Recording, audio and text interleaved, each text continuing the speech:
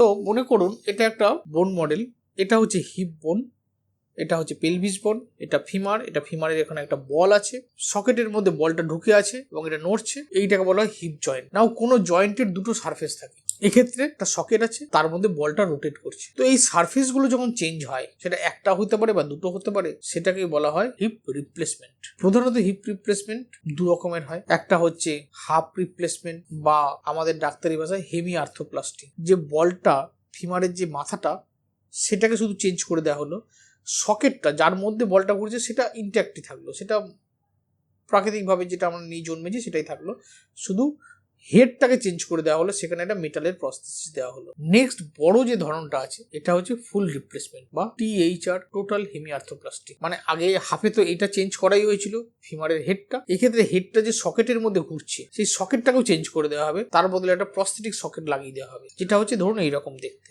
এটাকে বলা হয় অ্যাসিটাবুলার কাপ। তো এই কাপটাও আর্টিফিশিয়াল কাপ লাগিয়ে দেওয়া হলো এবং তার মধ্যে আর্টিফিশিয়াল হেড থাকবে এবং সেইটা একটার মধ্যে একটা রোটেট করবে। এইটা হচ্ছে টোটাল হিপ রিপ্লেসমেন্ট।